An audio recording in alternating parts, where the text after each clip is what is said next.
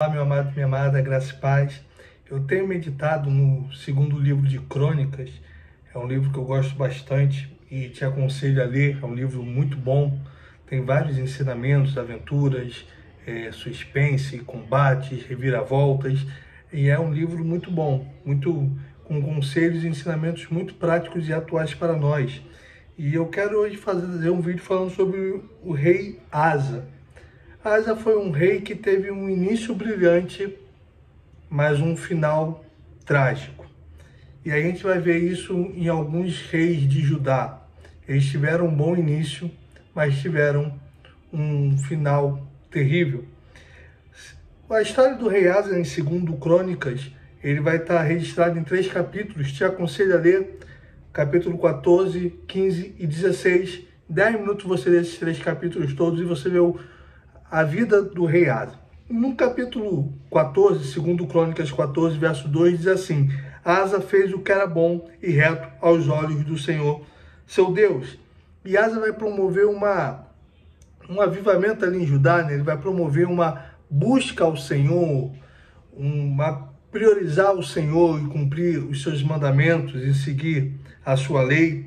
E no capítulo 14, no verso 9, vai nos dizer que Zerá, o etíope, saiu contra ele com um exército de 1 milhão de homens e 300 carros de guerra.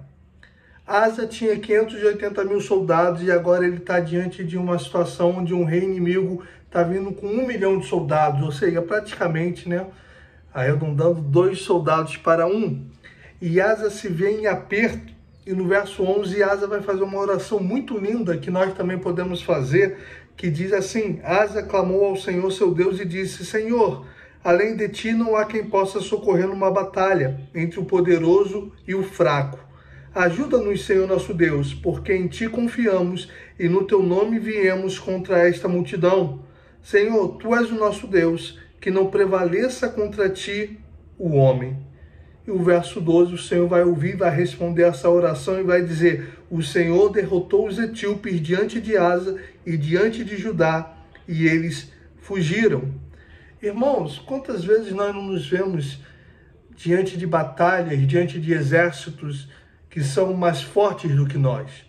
Quantas das vezes nós não nos vemos em aperto, em momentos de angústia, em momentos que humanamente não tem jeito, não tem saída? E a primeira coisa que nós devemos fazer é clamar ao Senhor e confiar no Senhor. Asa clamou ao Senhor. E eu acho linda essa parte da oração, quando ele diz: Senhor, não há ninguém como tu que possa socorrer. Ou o verso: ninguém possa socorrer, ajuda-nos, Senhor nosso Deus, porque em ti confiamos, que não prevaleça contra ti o homem. Não há ninguém que possa socorrer entre o poderoso e o fraco, além de ti, Senhor. O Senhor pode socorrer, a vitória vem do Senhor. O provérbio diz que os cavalos se preparam para a batalha, mas a vitória vem do Senhor. Que o homem faz planos, mas a resposta final vem do Senhor. A vontade do Senhor é que prevalece, nós devemos confiar no Senhor e clamar ao Senhor. E Asa vai ter esse início brilhante. E se você for mais para frente, no capítulo 15, verso 1 e 2, vai dizer que o Espírito de Deus veio sobre Azarias, filho de Obed, que saiu ao encontro de Asa e lhe disse: Asa e todo Judá e Benjamim, escutem, o Senhor está com vocês enquanto vocês estão com ele. Se o buscarem, ele se deixará achar, mas se o deixarem, ele também os deixará. E o texto continua e o profeta começa a entregar um monte de mensagens do Senhor para o povo, a encorajar o povo a confiar no Senhor, a buscar o Senhor. Mas eu gosto muito desse verso 2, o Senhor está convosco enquanto vós estiverdes com eles. E se o buscardes, o acharei. Porém, se o deixardes, ele também vos deixará. E aqui, no decorrer do capítulo, Asa vai promover um grande avivamento em Judá. Asa vai buscar o Senhor de todo o seu coração. Asa vai chegar ao ponto de destituir a sua própria mãe da posição de rainha-mãe, porque ela construiu uma estátua de uma outra deusa e a adorou, e Asa vai depô-la desse cargo, porque Asa vai buscar o Senhor de todo o seu coração. E 20 anos vão se passar nisso, e o Senhor vai dar paz a Asa. Asa vai ter um reinado aí de 20 anos de paz, o que era raro e difícil na época. Durante 20 anos de total paz, de tranquilidade. Só que no último capítulo da história de Asa, no capítulo 16, vai nos dizer que o rei de Israel, Baasa, ele invade Judá e ele começa a edificar a cidade de Ramá para impedir a entrada e saída do rei Asa, para estrangular a cidade financeiramente, para trazer sofrimento, problemas para Judá. Só que o rei de Israel, o exército de Israel era muito menor do que aqueles etíopes que vieram contra Asa. Só que o verso 2 vai dizer que Asa vai cometer um erro terrível. Então Asa tirou prata e ouro dos tesouros da casa do Senhor e dos tesouros do palácio real, e enviou servos a Ben-Hadad, rei da Síria, que morava em Damasco, dizendo que haja uma aliança entre mim e ti, como houve entre você, meu pai. E o texto vai dizer que Ben-Hadad vai ouvir Asa e vai enviar um exército, e o rei de Israel vai embora. Então, a princípio, o problema vai ser resolvido e vai dar tudo certo. Asa, depois de 20 anos de paz, ele, diante de um problema, ele tenta resolver da maneira humana, da maneira dele. Ele pega o ouro, os utensílios da casa do Senhor e manda para o rei da Síria, que era o grande força da época, poderio militar da época. E ele diz, ele lembra Ben-Hadad, assim como houve aliança entre o seu pai e o meu, que haja aliança entre nós. Vem me ajudar. E Ben-Hadad vai. E o rei de Israel vai embora, e aparentemente o problema foi resolvido, está tudo certo. Só que no verso 7, o profeta Anani vai falar com Asa e diz: você confiou no rei da Síria e não confiou no Senhor seu Deus, e por isso o exército do rei da Síria escapou das suas mãos. Não é verdade que os etíopes e os líbios formavam um grande exército com muitos carros de guerra e cavaleiros? Mas porque você confiou no Senhor, ele os entregou nas suas mãos.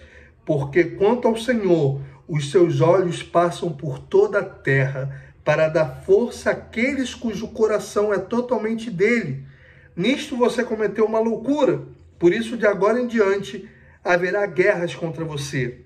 Porém Asa se indignou contra o profeta e o lançou na prisão, porque estava enfurecido contra ele por causa disso. E na mesma ocasião Asa oprimiu alguns do povo. Lá atrás, diante de uma grande batalha, diante de uma situação totalmente adversa, Asa confiou no Senhor, buscou ao Senhor e Deus lhe deu a vitória.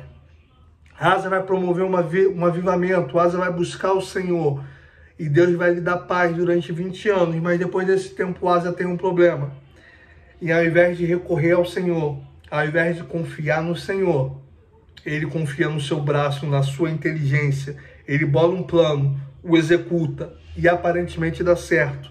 Só que por causa disso, o rei da Síria, o exército da Síria escapou das mãos dele. Deus tinha uma vitória muito maior para dar a Asa, mas Asa confiou nele e não no Senhor. Quantas vezes isso não é a nossa história, irmãos? Paulo vai dizer em Romanos 15 que as coisas que foram escritas no passado foram escritas para o nosso ensinamento. Quantas vezes nós, diante de uma grande adversidade, diante de um laudo médico contrário, diante de um desemprego, diante de uma causa na justiça, diante de um problema que aparentemente não tem solução, a gente confia no Senhor, a gente clama ao Senhor, a gente obedece ao Senhor e o Senhor dá a vitória. E a gente acaba se afastando do Senhor e diante de problemas menores, ao invés de confiarmos no Senhor, nós confiamos no nosso braço e acabamos fracassando. Asa fracassou diante de um problema muito menor do que aquele que ele tinha vencido lá atrás. E termina a história de Asa, no verso 12 do capítulo 16, dizendo: no 39º ano do seu reinado, Asa contraiu uma doença nos pés, e essa doença era muito grave. Porém, na sua enfermidade, ele não recorreu ao Senhor, mas confiou nos médicos. Verso 13. Asa morreu. Asa teve um final de vida trágico, porque ele acabou se afastando do Senhor. Ele acabou deixando o Senhor de lado e confiando no seu braço.